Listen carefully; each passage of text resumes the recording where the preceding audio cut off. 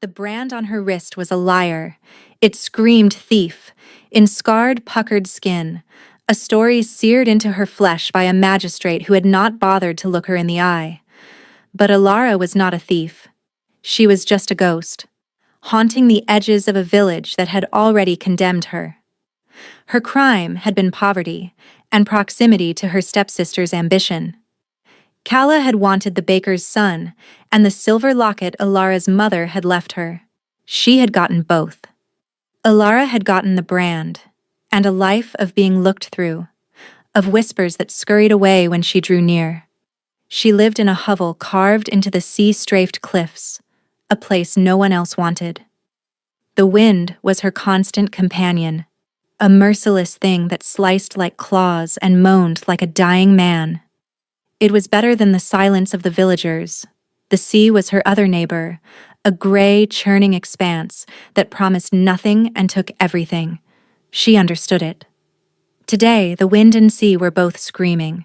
A storm, black-bellied and furious, was clawing its way ashore. The villagers had shuttered their windows, barred their doors. They had their fires and their families. Ilara had the wind, and a growing unease that had nothing to do with the weather. For 3 days, a shadow had stalked the coastline. A beast. Some said it was a wolf, but impossibly large, a creature of nightmare with fur the color of a starless night and eyes that burned with a cold, frantic light. It had been seen at the edge of the woods, a fleeting terror that left tracks the size of dinner plates. The pack alphas had warned everyone to stay inside.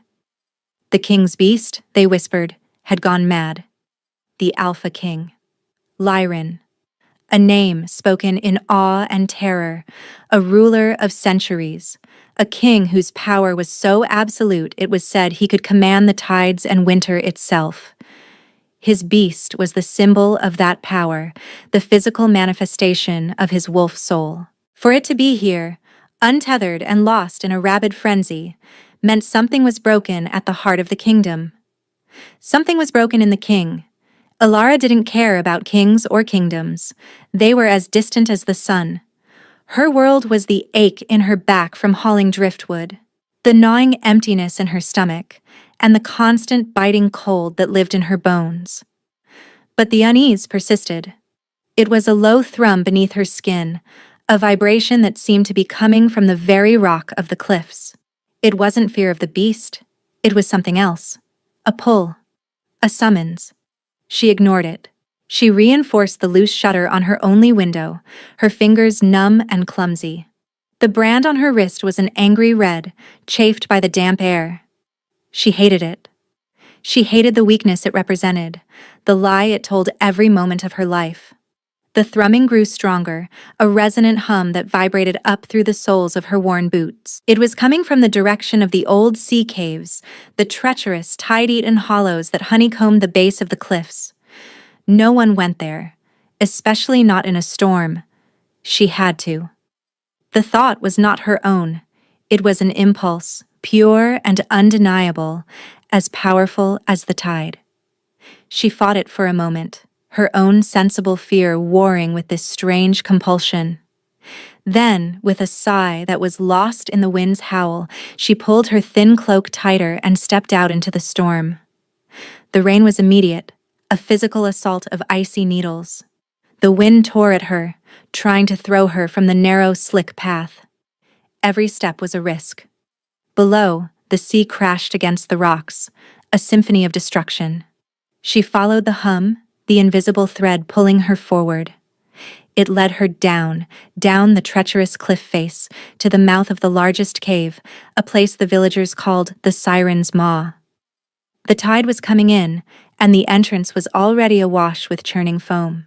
Inside, the roar of the storm was muffled, replaced by the echoing boom of water and that persistent low hum. And something else. The scent of blood and wet fur. The scent of ozone and a pain so sharp it was a taste in the back of her throat. She saw it first. The beast.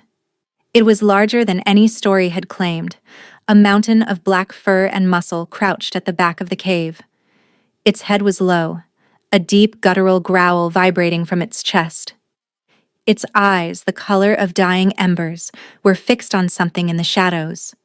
They weren't filled with madness. They were filled with a desperate, agonizing panic. Alara's heart hammered against her ribs. This was it. The king's beast. Death on 4 legs. She should have been paralyzed with terror. She should have run. But her gaze followed the beast's, and she saw him. A man, lying in a heap against the cave wall, half submerged in a rising tide pool. He was dressed in dark, ruined leathers, his face pale as death in the gloom. One arm was bent at an unnatural angle, and a dark stain was spreading from his side into the swirling water. He was dying. The beast growled again, a warning that was also a plea. It took a step toward the man, then whined, a sound of utter misery, before backing away again. It was trapped in an agony of indecision, desperate to get closer but unable to. Alara understood. The man was the king, and the beast was his soul, his other half, unable to touch him, unable to help him. They were 2 parts of a whole, dying separately in the same small space. Her fear evaporated, replaced by a cold, clear certainty. She took a step into the cave. The beast's head snapped toward her. The growl deepened, a sound that should have shaken the teeth in her head. The burning eyes locked on her, a predator's stare. This was the moment she died.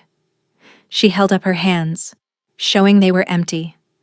She didn't look at the beast with fear. She looked at it with a strange, aching pity. She could feel its panic, its grief, its rage at its own helplessness. It was a mirror of every emotion she had ever felt, magnified 1,000 times. "I'm not going to hurt him," she said, her voice small against the roar of the sea. The beast stilled, its head cocked, its ears swiveling to catch her words. She took another step, her boots splashing in the cold seawater. The man, the king, groaned, a soft, broken sound. He was slipping under. The tide was rising faster now. "He'll drown," she said, speaking to the beast as if it were a person. "I have to move him." The beast let out a frustrated huff, a plume of hot air in the cold cave. It paced, a frantic, caged energy, its massive claws scraping against the stone. It wanted to stop her. It wanted to help her. It was tearing itself apart. Alara reached the king. She knelt in the icy water, her cloak soaking through instantly. She touched his face. It was cold, so cold. His breathing was a shallow, ragged thing. She had to get him out of the water. She tried to pull him, but he was a dead weight, far too heavy for her. She grunted with the effort, her muscles screaming in protest. It was hopeless. The beast whined, a high, keening sound of distress. It crept closer, its belly low to the ground, the frantic energy replaced by a terrible sorrow. It watched her fail, and its agony was a palpable force in the cave. Alara slumped back, defeated. The water was up to her waist now. His head was lolling, his lips turning blue. They were both going to die here. She looked at the beast. It had stopped pacing and was now sitting, its massive head on its paws, its gaze fixed on her. The panic was gone, replaced by a profound, heart-wrenching despair. Something inside Alara broke. Not in fear, but in empathy. This creature, this terrifying monster from the stories, was grieving. It was watching its other half die, and it was utterly alone. She knew what that felt like. She pushed herself up, her resolve hardening. She would not let him die. She would not let this creature suffer alone. She turned to the beast, ignoring the king for a moment. She met its smoldering gaze. She didn't see a monster. She saw a soul in torment. "You need to leave," she said, her voice quiet but firm. It wasn't a command. It was a release. "You can't help him like this. You're only making it worse. Go on. Go home." A strange warmth flooded her chest as she spoke, a tingling energy that flowed down her arms and out with her words. The air in the cave shimmered. The beast stared at her, its massive head tilted. The deep, rumbling growl that had been its constant heartbeat fell silent. The frantic, pained light in its eyes softened, changing, focusing on her with an intensity that had nothing to do with aggression. It was seeing her, truly seeing her. She expected it to vanish, to obey, to fade back into the ether from which it came. Instead, the great beast let out a soft huff, a sound like a sigh. It lowered its head completely, tucked its massive paws underneath its body, and lay down on the cold stone floor. It sat, and it looked at her. Not as a threat, not as an obstacle. It looked at her as if she had just told it where home was. It looked at her as if she was home. The shock of it, the sheer impossibility, jolted her. For a moment she forgot the dying king, the rising tide, the storm. All she could see were those eyes, no longer burning with panic, but glowing with a soft, steady, golden light. A light of recognition, of peace. A wave crashed into the cave, sending a sheet of water over the king's face. He sputtered, a weak, choking sound that snapped her back to reality. The beast whined, a soft note of concern, but it didn't move. It trusted her. It had given her the problem. It was waiting for her to solve it. Right, she breathed, a hysterical laugh bubbling in her throat. Okay. Fueled by a new, strange adrenaline, she turned back to the king. With the beast's calm, watchful presence behind her, she felt a bizarre sense of strength. She wasn't just a branded outcast anymore. She was something else. Something this creature of immense power had deferred to. She wedged her shoulder under his arm, ignoring the searing pain in her muscles. She found a purchase for her feet on the slick rock. "Come on," she grunted, pulling with every ounce of her being. "You are not dying in a puddle." He moved. Just an inch, but it was enough. With a final, desperate heave, she dragged his upper body out of the tide pool and onto a slightly higher ledge of rock. He was still unconscious, but he was breathing more easily. She collapsed beside him, her body trembling with exhaustion and cold. The beast remained where it was, a silent, dark statue in the gloom, its golden eyes never leaving her. The storm raged on outside, but inside the siren's maw, a strange, quiet treaty had been struck. Ilara, the branded thief, sat shivering over the body of the Alpha King, guarded by his soul, and she had no idea what to do next. First, she had to stop the bleeding. Her cloak was ruined, but the lining was wool, thick and absorbent. She tore a long strip from it with her teeth, the fabric ripping with a satisfying sound. Her hands, shaking from cold and adrenaline, fumbled as she tried to lift his tunic. It was heavy, soaked leather, and a fine silver chain-mail shirt underneath. The clothes of a warrior, not just a king. The wound was a vicious gash along his ribs, ugly and deep. It wasn't a sword cut. It looked more like he'd been gored, or perhaps fallen on the jagged rocks. She pressed the wad of wool against it, and he groaned, his body arching in a spasm of pain even in unconsciousness. "I'm sorry," she whispered, her breath misting in the cold air. The beast let out a low rumble, not a growl. It was a sound of shared pain. She worked in the dim light, binding the makeshift bandage tightly around his torso. His skin was alarmingly cold, but there was a feverish heat radiating from the wound itself. Infection was setting in. If the fall or the water didn't kill him, the fever would. She had to get him out of the cave. Her hovel was small, barely a shelter, but it was dry and had a hearth. It was an impossible task. He was too heavy, the path too treacherous. She looked over at the beast. Its golden eyes were unwavering. It wasn't offering to help. It was waiting. For her. To lead. "This is insane," she muttered to herself. She ran a hand over her face, trying to think. She couldn't leave him. And she couldn't stay. There was only one option, however foolish. She had to try. She spent the next hour dragging the king's inert body through the cave, inch by painful inch. The beast watched her, a silent sentinel. It never offered aid, but it never showed aggression.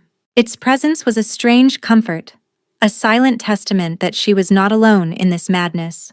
By the time she had him at the cave mouth, the worst of the storm had passed, leaving behind a bruised purple sky and a spitting rain. The path up the cliff looked like a muddy waterfall. She sat, her head in her hands, her body screaming with a fatigue so deep it felt like it was in her soul. She couldn't do it. It was over. A wet nose nudged her shoulder. Alara flinched, scrambling back. The beast had moved. It stood over her, a colossal shadow, blocking out what little light there was. Its head was lowered, its golden eyes soft and questioning. It nudged her again, more insistently this time, and then nudged the unconscious king. It understood. Slowly, carefully, the beast knelt. It was not the crouch of a predator, but the deliberate, awkward lowering of a creature trying to make itself smaller, less threatening. It lay down beside the king, positioning its broad, strong back against his. Then it looked at Alara, a clear instruction in its gaze. She stared, her mind refusing to process what she was seeing. It wanted her to use it as a sled, a living, breathing soul of the king sled. She didn't have time to argue with the logic of a world that had suddenly stopped making sense. With fumbling, frozen fingers, she used the rest of her torn cloak and the king's own belt to secure him to the beast's back. He was a dead weight, lolling and unsteady, but he was on. The beast rose with a fluid grace that belied its size, the king's body barely seeming to trouble it. It turned and started up the path. Its massive claws, which had scraped uselessly on the cave floor, now found purchase in the mud and rock, digging in and pulling its precious cargo upward with impossible strength. Alara scrambled to follow, her heart in her throat. She was climbing a muddy cliff in the dark, following a monster carrying a king. The brand on her wrist throbbed. What would the magistrate who had branded her make of this? The thought was so absurd she almost laughed. Her hovel was a single room, with a stone hearth, a straw pallet, and little else. It was cold, damp, and smelled of salt and wood smoke. To Alara, stumbling in after the beast, it was a palace. The beast walked to the far corner near the hearth and knelt again. Alara rushed to unstrap the king, her fingers clumsy. She eased him onto her own straw pallet. It wasn't much, but it was dry. The beast, its duty done, did not leave. It walked to the door, nudged it shut against the wind, and then lay down before the hearth, its body blocking the entrance. It was a guard, a protector, and its charge was not the king on the pallet. Its charge was her. Alara stared at the creature, then at the man, the king of all, broken and feverish on her dirty straw bed. His soul, a creature of legend, guarding her door. She had told the beast to go home, and it had. The next days blurred into a cycle of grueling care. The king, she couldn't bring herself to think of him as Lyran, was consumed by a raging fever. He thrashed and moaned, his body slick with sweat despite the chill in the room. He spoke, but not to her. He spoke to ghosts. So much fire, he'd rasp, his voice raw. I didn't mean the wind. It turned. His hands would clench, his knuckles white, as if trying to hold on to something that had already burned to ash. He was trapped in a memory, a nightmare of a past sin. The guilt that she now understood had driven his beast to madness, was burning him alive from the inside out. He was dying of regret. Alara did what she could. She used her precious store of herbs to brew bitter teas. She trickled past his cracked lips. She kept the fire fed, the small room filled with a smoky warmth. She bathed his face and chest with cool, fresh water she hauled from the village well under the cover of darkness, her branded wrist hidden deep in the folds of her cloak. The villagers were stirring. Whispers of the king's disappearance were spreading. Royal guards had been seen sweeping the forests, their silver and black uniforms a stark omen. Alara lived in terror of them finding her, finding him. What would they do to a branded criminal found with their half-dead king? They wouldn't see a savior. They would see a kidnapper. A witch. Through it all, the beast, whom she had started to call Onyx in her mind, was a constant, silent presence. It never ate, never slept, never moved from its post by the door. It simply watched her, its golden eyes a source of unnerving comfort. Sometimes, when the king's nightmares were at their worst, his screams echoing in the small space, Onyx would let out a low, mournful whine, the sound vibrating through the floorboards. It was during one of those episodes on the fourth night that something shifted. The king was thrashing violently, his eyes wide and unseeing, his hands clawing at his throat. He was choking on his own guilt. "I condemn them," he screamed, his voice a broken wreck. "By my hand, by my fire, I condemn them all to ash." Onyx whimpered, a sound of pure agony. Elara, exhausted and desperate, knelt beside the pallet. The herbs weren't working. The water wasn't cooling him. He was losing. Without thinking, she did the only thing she could. She began to sing. It wasn't a real song. It was a lullaby her mother had sung to her. A simple, wordless melody. Her voice was untrained and cracked with fatigue, but it was clear and true. She sang of quiet harbors and steady tides, of stars coming out after a storm. She poured all of her exhaustion, her fear, and her strange, fierce protectiveness for this broken man into the melody. A warmth spread through her chest, the same tingling power she'd felt in the cave. It flowed into her voice, giving it a resonance, a timbre it didn't normally possess. The simple tune became something more. It became a balm. The king's thrashing subsided. His breathing, which had been harsh and ragged, deepened. His clenched fists slowly relaxed. He turned his head on the pallet, his unfocused eyes finding hers. He wasn't seeing her. Not really. But he was hearing her. The song was reaching a part of him that the fever couldn't touch.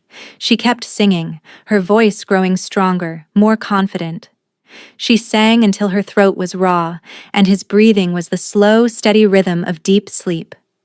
For the first time in days, he was at peace. She looked up, her vision blurry with tears of relief. Onyx had lifted its head from its paws. The golden eyes were fixed on her, and the light within them was brighter than she had ever seen it. It was a look of pure, unadulterated awe. He woke for the first time the next morning. His eyes, the same color as his beast's, but clouded with confusion and pain, fluttered open. They focused on the rough-hewn ceiling of her hovel, then tracked slowly around the room before landing on her. She was sitting by the fire, mending her torn cloak. She froze, the needle halfway through a stitch. "Water," he croaked, his voice a dry whisper. She scrambled to her feet, her heart pounding. She filled a wooden cup and brought it to him, her hand trembling so badly the water sloshed over the rim. She knelt and held it to his lips, her other hand supporting his head. He drank greedily, his eyes never leaving her face. "Who are you?" he asked when he was done, his voice a little stronger. Elara's own voice was trapped in her throat. Who was she? A criminal? A healer? A madwoman who sang to kings? Before she could answer, his gaze drifted past her, to the dark shape by the door. His eyes widened, first in confusion, then in dawning disbelief. "He is with you," Lyron stated, his voice filled with a wonder that erased all traces of his royal authority. He wasn't looking at Onyx as a subject, but as a mystery. Onyx, in response, thumped his great tail against the floorboards. Once, a gesture of confirmation. The king's gaze returned to Elara, and now he was truly seeing her. He was looking at her as if she were the key to a puzzle he'd been trying to solve for centuries. "Why?" "You were hurt," she managed, her voice barely a whisper. "The storm." His eyes flickered to the brand on her wrist, which she had forgotten to hide. A shadow crossed his face, a flicker of the king replacing the broken man. But it was not a look of judgment, it was confusion. This mark, a symbol of the kingdom's justice, did not align with the woman who had saved him, the woman his soul had chosen as its anchor. He was too weak to question it further. His eyes fluttered shut, and he slipped back into a healing sleep, leaving Alara with the terrifying realization that he was getting better. And when he was well, the world would come crashing in. The knock on the door was the sound of doom. It came a week later. Lyran was stronger. He could sit up, could take broth from a bowl. They had spoken little, the small room filled with a comfortable silence, a domesticity that was both precious and terrifyingly fragile. He knew her name was Alara. He knew she had saved him. She knew he was tormented by a fire he had commanded. They were two broken people, healing in the quiet space between their wounds. But the world did not care for quiet spaces. The knock was loud, imperious. Onyx rose to his feet with a low growl, the fur along his spine bristling. "Royal Guard!" a voice barked from outside. "Open in the name of the king!" Lyran's eyes met Alara's across the small room. Panic, cold, and absolute seized her. It was over. "Hide," he whispered, his voice urgent. He tried to push himself up, to stand, but he was still too weak. He slumped back against the wall, a look of pure frustration on his face.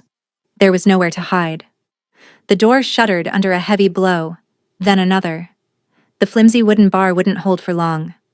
"Alara," a familiar, hated voice called out, a voice that dripped with false sweetness. "Alara, darling, we know you're in there. We've come to help you. Calla." Alara's blood ran cold. Her stepsister. How? The door burst open, splintering from its frame. Two guards in silver and black armor filled the doorway, their swords drawn.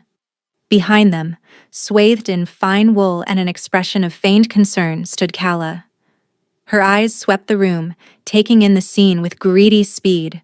The pathetic hovel, the pallet on the floor, Alara in her ragged clothes, the king, weak and disheveled against the wall, and the beast. Calla's practiced look of concern faltered for a second when she saw Onyx. Fear, stark and real, flashed in her eyes, but it was quickly replaced by something else. Opportunity. "Your Majesty," she cried, rushing forward and sinking into a dramatic curtsy. "Thank the spirits. You're alive. We've been searching for days." Lyran's face was a mask of cold stone. "How did you find me?" Calla rose, gesturing toward Alara with a dismissive wave. "This creature. We knew she was a deviant, a branded thief. When you disappeared, I had a dreadful thought. I told the captain she might be involved, that she might have used her dark arts to lure you, to harm you." Her voice was a pitch-perfect blend of sorrow and righteousness. The captain of the guard stepped forward, his eyes hard as he looked at Alara. "We found traces of your magic, witch. The whole coastline hums with it." "My magic," Alara thought, bewildered. She didn't have any magic. All she had was her voice. "She has bewitched him," Calla declared, her voice rising. "Look at him, weakened, ensnared, and she has summoned this monster to guard her. She has control of the king's own soul." It was a masterful performance. In one swift move, she had turned Alara's act of salvation into an act of witchcraft. She had twisted the truth into a weapon. Lyran tried to speak, to defend her. "That's not—" he began, but a fit of coughing racked his body, stealing his breath. He was still too weak. "Seize her," the captain commanded, pointing his sword at Alara. Before the guards could move, a shadow fell over them.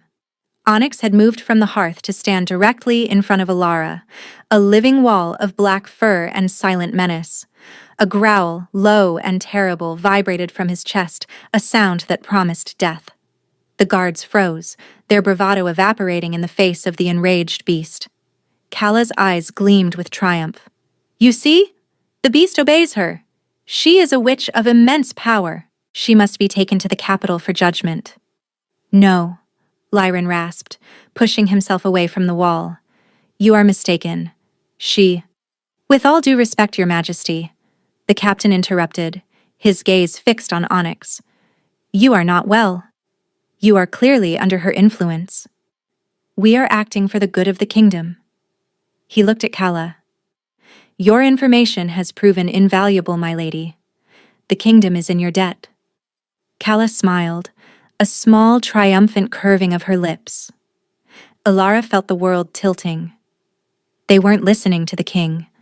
They were listening to Calla. Her lie was more powerful than his truth. Onyx, Alara whispered, her hand resting on the beast's massive head. It's okay. Stand down. The beast looked back at her, a question in its golden eyes. It would tear them all apart for her, she knew, but that would only prove Calla's point. It would seal her fate, and his. Please, she begged him softly. With a final rumbling growl of protest, Onyx lowered his head and took a step back, exposing her. He had obeyed. The guard surged forward. Rough hands grabbed her arms, twisting them behind her back. Cold iron shackles were snapped onto her wrists, clicking shut over the scarred flesh of her brand. Alara! Lyron cried out, his voice raw with desperation. He struggled to his feet, swaying, but one of the guards pushed him back. For your own safety, Your Majesty, we will take you back to the Citadel. The royal physicians will see to you. They dragged her out of her home, out into the cold light of day. Calla walked beside her, her face a mask of pity. Don't worry, stepsister, she whispered, her voice for Alara's ears alone. I'm sure the king's justice will be swift. I always get what I want, you see, and I want everything you have. As they pulled her away, Alara looked back one last time. Lyron was framed in the doorway of her broken hovel, his face a mask of helpless fury, and at his feet, Onyx sat, howling a long, mournful, silent cry of anguish that only she could hear. The bond between them stretched thin, a golden thread pulled taut to the breaking point. They were separating him from his home, all over again. The dungeons of the Black Citadel were colder than the sea caves. It was a deep, breathless cold that had nothing to do with weather and everything to do with despair. Her cell was a stone box, the only light a sliver from a high barred window. The silence was absolute. Onyx was not here. Lyron was not here. For the first time since the storm, she was truly alone. Days melted into one another. They gave her stale bread and murky water, just enough to keep her alive for the show trial they were planning. Her jailers wouldn't meet her eyes. They were afraid of her. The story Calla had woven was now the official truth. Alara, the branded witch of the coast, had ensnared the king with dark magic, seeking to usurp the throne. She tried to feel anger, but all she felt was a hollow emptiness. She had saved him, and for what? To be locked in a cage while her ambitious, cruel stepsister was celebrated as a hero at court. The world was not just. It was a joke played by a malicious god. Her only contact was a young girl named Anya, no more than 10, who brought her meals. Anya was a scullery maid, an orphan like so many in the Citadel, invisible to the lords and ladies. She had wide, terrified eyes, but she was the only one who didn't flinch away from Alara. One day, the girl lingered, her small hands clutching the empty food tray. Is it true? She whispered, her voice trembling. Did you really command the king's beast? Alara looked at the child's hopeful, frightened face. She couldn't bring herself to lie. It listened, she said softly. It wasn't a command. The girl's eyes widened. My brother. He says the king hasn't been seen since he returned. That the beast is gone. That the king is fading. A spike of pure ice shot through Alara's heart. Fading. Without his soul, without his anchor, he was untethered. His guilt, which her presence had held at bay, was consuming him again. Her imprisonment was killing him. The political crisis, she realized, was not about her at all. Calla and her allies. She now knew one of them was a treacherous, power-hungry advisor named Lord Valerius, were using the king's weakness to consolidate their own power. They didn't want him dead. Not yet. They wanted him to be a puppet, and a witch trial was the perfect distraction. With Alara as the scapegoat for the king's illness, no one would look too closely at the council that was now ruling in his name. They were not just destroying her, they were destroying the kingdom. The crisis came to a head a week into her imprisonment. Lord Valerius himself came to her cell. He was a tall, thin man with eyes like chips of flint. He didn't bother with pleasantries. "The king is dying," he said, his voice flat. "His connection to the beast is severed. The kingdom is unstable. The people are frightened. They need a resolution. They need a villain punished." He offered her a deal, a confession. "Sign this," he said, sliding a parchment through the bars. "It details your crimes, your use of blood magic, your conspiracy to murder the king. In return for your full cooperation, your death will be swift and merciful. A blade, not the pyre." Alara stared at the scroll, her death warrant. "And if I don't?" she asked, her voice hollow. Valerius smiled, a chilling, bloodless thing. "Then we will have to find other ways to persuade you." He gestured with his head towards the corridor. Alara could just see Anya, the little scullery maid, being held between two guards. The girl was crying, her face streaked with dirt and tears. "The child has been spreading treasonous stories," Valerius said smoothly, "telling tales of your innocence. Associating with a known witch is a serious crime. Her fate is tied to your decision, of course. A child on the pyre makes for a very compelling spectacle." Rage, hot and pure, erupted in Alara's chest. It was a force so powerful it almost knocked her off her feet. They would burn a child. To get to her. To get to the king. This was the justice of men like Valerius. This was the world Calla had built. "Leave her alone," Alara said, her voice shaking with a fury that was utterly new to her. "The choice is yours," Valerius said, turning to leave. "You have until sunrise." She was trapped. If she confessed, she died, and Lyran would be left to the vultures. If she refused, a child would burn in her place. It was a choice with no good option, an impossible, soul-crushing decision. She spent the night pacing the tiny cell, a caged animal. The rage gave way to despair, and the despair gave way to a cold, hard resolve.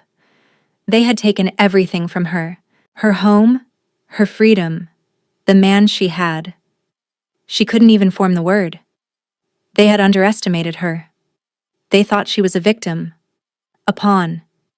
They had never seen her as a threat. They were about to learn how wrong they were. As the first hint of dawn touched the high window of her cell, she made her choice.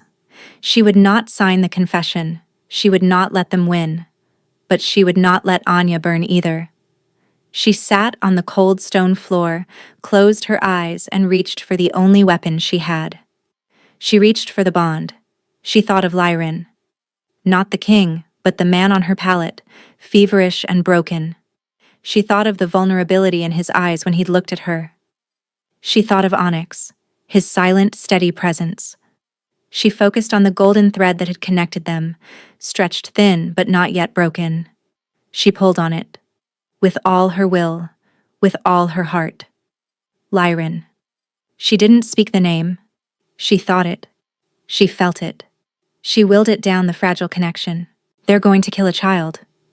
You have to wake up. Please. Wake up." For a long moment there was nothing. Only the cold stone and the suffocating silence. She had failed. Then, a flicker. A faint warmth against the chill of her despair. A response, weak but definite, a feeling of golden light, of shared breath. He had heard her. The key turned in the lock. The cell door creaked open. The captain of the guard stood there, his face grim. "The sun is up, witch. Have you made your choice?" Alara rose to her feet, her spine straight. "I have." They led her not to the pyre but to a small, torchlit chamber. Valerius was there, and Calla, looking radiant in a gown of dark velvet. Anya was there too, sobbing in a corner, held by a single guard. "No confession, I see," Valerius said with a sigh. "A pity." He nodded to the guard holding Anya. "Begin." The guard drew a long, thin knife. Anya screamed. "No!" Alara shouted, lunging forward, but the captain grabbed her, his grip like iron. "Stop!" a voice commanded from the doorway. It was not a loud voice. It was quiet, strained, but it held an authority that cut through the tension in the room like a blade. Lyron stood there. He was pale, leaning heavily on the doorframe, and dressed in a simple tunic, not his royal armor. But his eyes were clear, and they were fixed on Alara. He had come. He had heard her. Calla's face paled. "Your Majesty, you should be resting." "I have rested long enough," Lyron said, his gaze sweeping the room, taking in the scene. Alara, held by the captain, the terrified child, the guard with the knife. Valerius and Calla, their faces a mixture of shock and fury. He pushed himself off the doorframe and took a shaky step into the room. "Release the prisoner," he ordered the captain.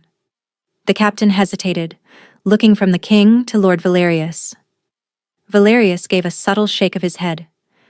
"The king is not himself," Valerius said, his voice smooth as oil. "He is still under the witch's influence. Captain, I order you to restrain his majesty, for his own good." The captain, a man who followed orders, drew his sword. 2 other guards moved to flank him, advancing on their king. It was a coup. Happening right here, in a dungeon chamber. Lyron watched them come, his face a mask of bitter resignation. He had come for her, but he was too weak. He had failed. The guard with the knife, seeing his chance in the confusion, turned back to Anya. Alara saw it happen in slow motion. The flash of the blade, the child's scream of terror, Lyron's cry of rage and helplessness as the guards forced him back. Something inside her, that had been broken and battered and suppressed for her entire life, finally snapped. It was not a thought. It was not a choice. It was an eruption. The rage she felt for Valerius, the betrayal she felt from Calla, the desperate, fierce love she felt for the broken king and the terrified child, all of it coalesced into a single point of incandescent fury. "None, no!" The word was not a scream. It was a physical force, a wave of pure sonic power that exploded from her. It wasn't a song of healing. It was a shout of judgment. The air in the room solidified. The torches flickered and died, plunged into a sudden concussive silence. The guards advancing on Lyron were thrown back, as if by a giant invisible hand, crashing into the stone walls and slumping to the floor, unconscious. The knife flew from the other guard's hand, clattering harmlessly into a corner. The shackles on Alara's wrists shattered, the iron turning to dust. The captain who held her was flung away, his grip broken. The sound wave rolled outward, through the chamber, down the dungeon corridors, up through the stone of the citadel itself. It was a note of pure, undeniable truth, a bell of reckoning. Every lie, every deception, every whispered insinuation that had been built against her, it shattered them all. In the stunning silence that followed, Alara stood in the center of the room, her body trembling, her chest heaving. A soft silver light emanated from her skin, from the brand on her wrist, which was no longer an ugly scar, but a glowing tracery of silver lines. Calla and Valerius stared, their faces masks of pure terror. They had wanted a witch. Now they had one. But Alara only had eyes for Lyron. He was staring at her, his expression one of pure, unadulterated awe. He was not afraid. He was transfixed. The weakness was gone from his face, burned away by the force of her power, which had resonated through their bond and cauterized the last of his own wounds. He stood tall, no longer a broken man, but a king reborn.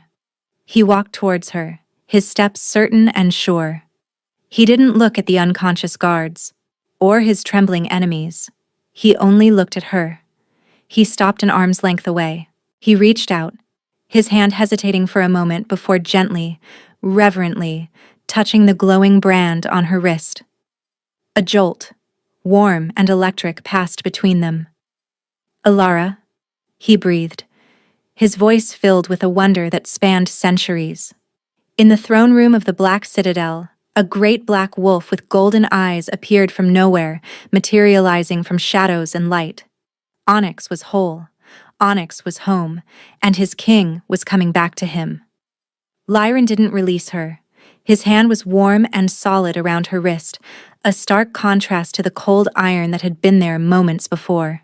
The silver light emanating from her skin slowly faded, but the warmth remained, a steady pulse that seemed to flow from him to her and back again. The bond between them, once a fragile thread, was now a brilliant, unbreakable cord of gold. He looked from her face to the cowering forms of Calla and Valerius. The awe in his eyes was replaced by an arctic cold. It was the face of the Alpha King, the ruler of centuries, and it was terrible to behold. "Treason," he said, the word dropping into the silence like a block of ice. "You conspired against the crown. You tormented a child, and you sought to murder an innocent woman. You did this in my name, while I was under her protection." He turned his head slightly, his eyes still holding Calla's. "And you. You did this for a locket and a baker's son."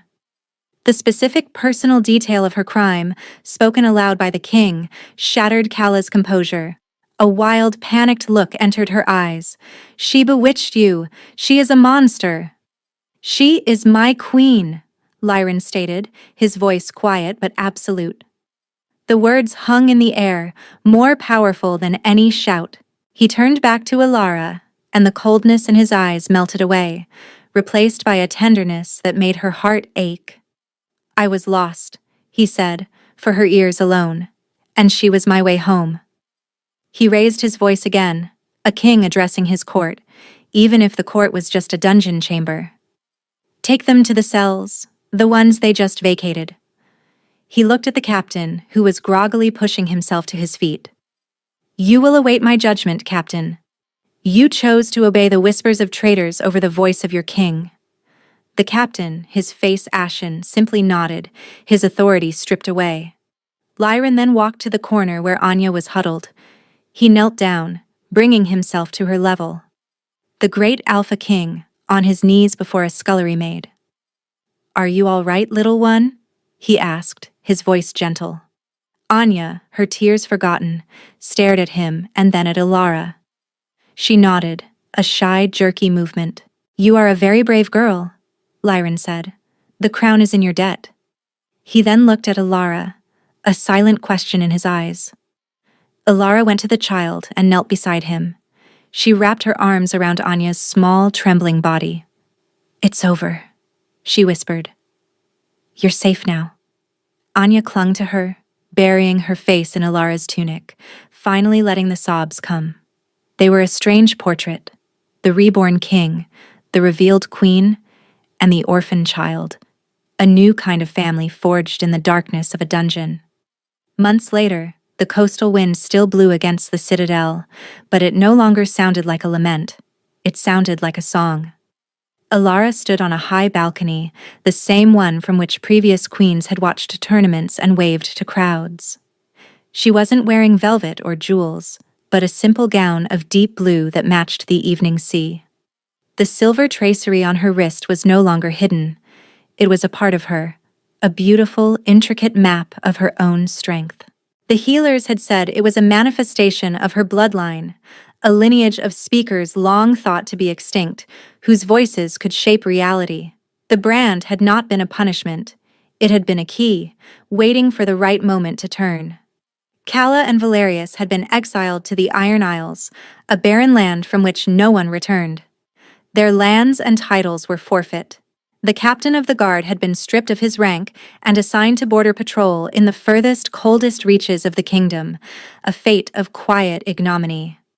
Anya was no longer a scullery maid. She was a ward of the crown, living in the royal nursery, being tutored by the finest scholars.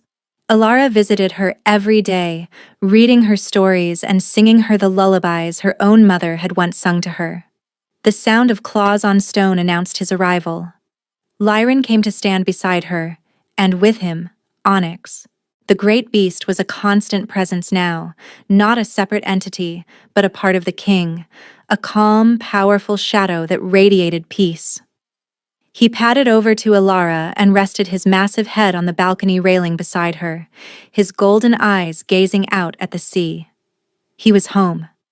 Lyron's hand found hers, his fingers lacing with hers. His touch was as familiar and necessary as breathing. In the months since the dungeon, they had rebuilt a kingdom, and in the quiet moments in between, they had rebuilt each other.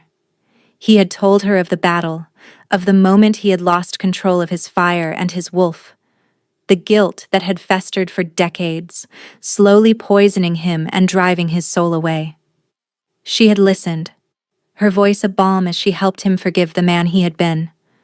She, in turn, had learned to accept her own power, to see her past not as a source of shame, but as the forge that had created her.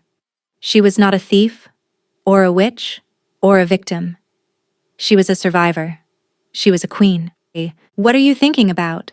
he asked, his voice a low rumble against the sound of the waves. "The siren's maw," she said, her voice soft. "I was thinking about how cold the water was." He turned to face her, his expression serious. He took both of her hands in his. "Alara, there is something I should have said long ago.